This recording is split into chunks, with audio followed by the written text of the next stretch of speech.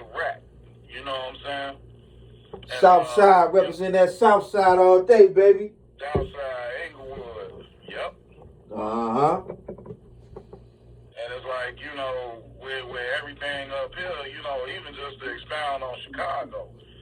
Chicago at a point when my mom was like in her 20s and the 80s and stuff, Chicago actually used to be looked at in the same way that people look at Atlanta now as far as like black business and entertainment. So you got to think, we're the home of house music. House music is not just a LGBTQ thing. It's really a universal thing with all of us because that was the predominant music genre in the 80s in Chicago. And you know Baltimore got their own twist to it too, you know what I mean? I just had to throw that in there. They got their own little thing with it too, with the house music, the club mix and shit. You know what I'm saying? I already told you my feelings on go-go, man. I love it. You know what I'm saying? Yeah. But Baltimore got their own club mix though. You know what I'm saying? Kind of similar to house music. You know what I'm saying? Baltimore got it. Jersey, London largely got their influence from us, and they'll tell you that in a heartbeat. And it's even to the point where it's in Tokyo, Japan. You got Japanese guys footworking and stuff. You know what I'm saying? Yeah. So it's like, you know, with that being said, you know, our industry as far as hip hop and all that got pushed way back into like the late 90s is when we started to make noise. Because, you know, I'm going to tell you something. When I really got hip to Chicago and they whole get down, I'm talking about speaking from my perspective as a fan of hip hop. You understand what I'm saying? Mm-hmm. Watching the culture cultivate to what it is today. Who really introduced me to that Chi-Town, that real gritty Chi-Town. I'm not going to even say so much gritty. Just shining the light on Chicago was Common. He was Common since then. He was Common since at the time. Then it went from that to me bumping Twister, Crucial Conflict, Do or Die. You know what I'm saying? A lot of people, they got hip to Chicago in this era, which is cool, not taking it away from the drill. But I'm saying it was a Chicago hip hop scene long before the drill music came along, bro. Right. You know what I'm saying?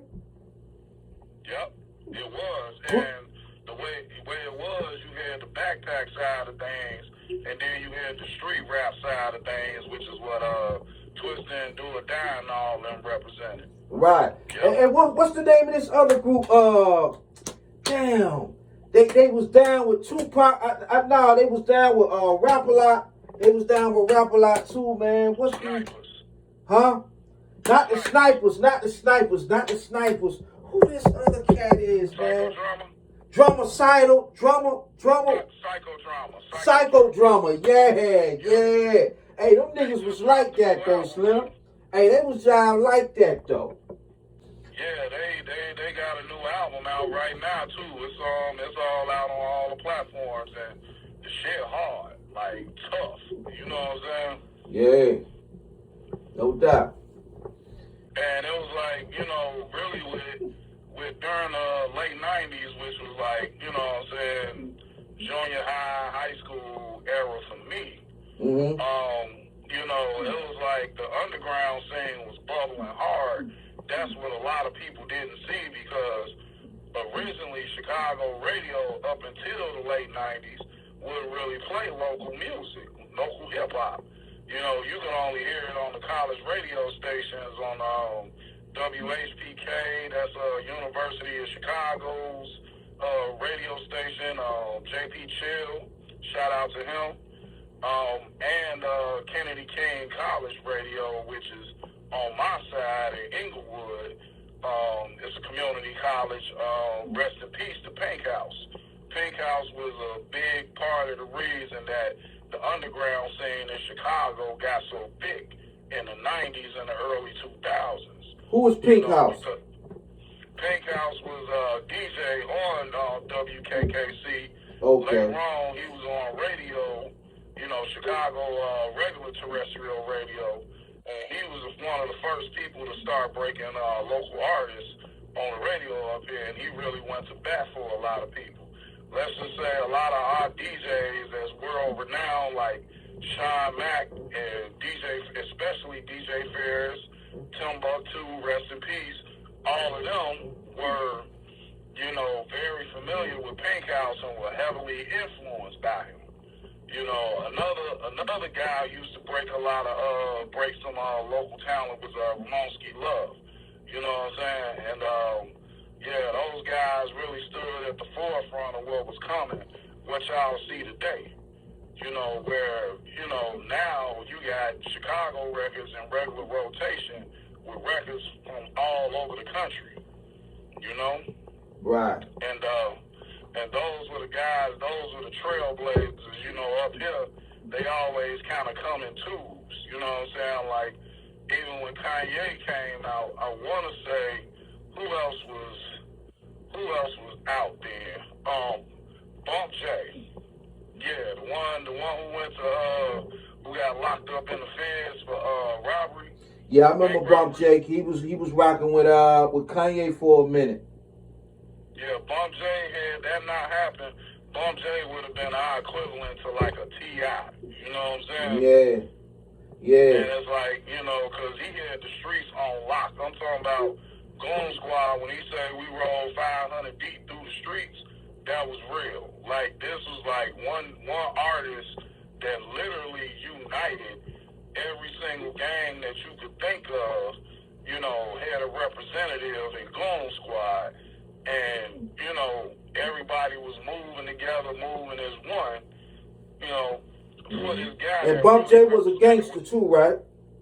Oh, yeah, he was a four corner hustler, yep. Oh, okay. He was definitely that. Okay, okay. Oh, he was one of the foes. Okay. Yep, he was one of the solid foes. Yeah, he was. He was a Southside foe. Because, you know, the foes originated out west. West side. Yeah. Yep. What's my man name? D'Angelo Roberts. Yeah, Angelo Roberts. He was a foe from out west. Yeah. Rest in peace to Low. You know what I'm saying? No doubt. Man, that dude was a legend. Like, he was King Von before King Von was King Von. Yeah, they say he was mean with the whole 52 shit. Like, he was real skilled. You know what I'm saying? With the whole martial arts shit and all that. Martial arts, other hand-to-hand combat, weaponry. He was skilled in all of that. And the biggest thing was he was a very militant-minded dude, you know. Yeah. That's why, you know, you still got a set of the four corner hustlers called Angelo Foes. You know what I'm saying? Yeah. And what was Walter Reed's whole position with the four corner hustlers? Because I heard Walter Reed was very influential in that whole, you know, that whole movement as well. Yeah, Walt Wheat was the overall chief, the universal, over the Four Corner Hustlers. You know, he was the one that linked the original Four Corner Hustlers with the Viceroy Nation. And Walt Wheat was over Angelo and all them. And, you know, Lowe was really like his son-in-law, because Lowe wound up marrying one of his daughters. You know what I'm saying? Right. So, you know, even Lil Walt Wheat, you know what I'm saying, shout out to him if he hearing this, you know what I'm saying, I know him. So, you know, that's what they say about our community up here. It's small. It's really not small. It's just that we came from basically like these big families that intermingle with each other because, you know, segregation, you know, made things that way where the black folks had to really mess with each other in Chicago.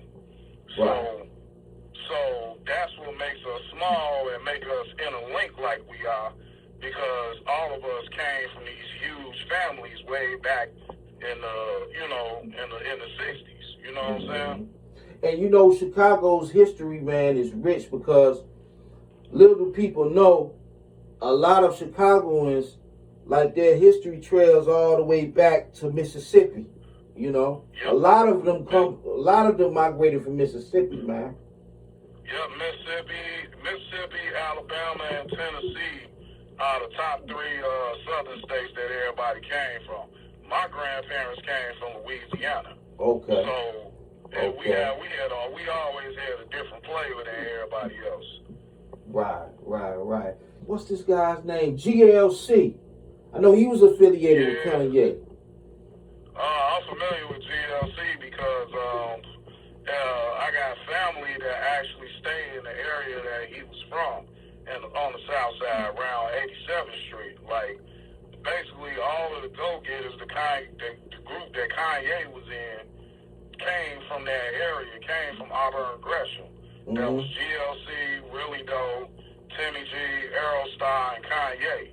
Kanye lived a little further east, but he went to Vanderpool Elementary, which is on 95th, which ain't too far from 87th Street. Mm-hmm. And, you know, he basically was hanging out around there. You know, that area right there is called G-Town. You know, it used to be called G-Town. So it's like, you know what I'm saying, there's a lot of history up in there with GLC and all of that. So let me ask you this. Was Kanye running with the Stones? Let me put it this way. You know, he said that he attended Calumet for a time. Well, what used to be Calumet High School, which is on 83rd Street, 4 blocks up from where GLC and them at. And that is a school situated in a Blackstone neighborhood, Foster Park. Okay. So, that's not Foster Park, but, that's, 8-Tray. Foster Park is right across the avenue from them. You know what I'm saying? Let me get that distinction correct. So, you know what I'm saying? Yes, Prospectus High School, which is the old Calumet High School, where Kanye attended for like a year, that's situated in the Blackstone neighborhood.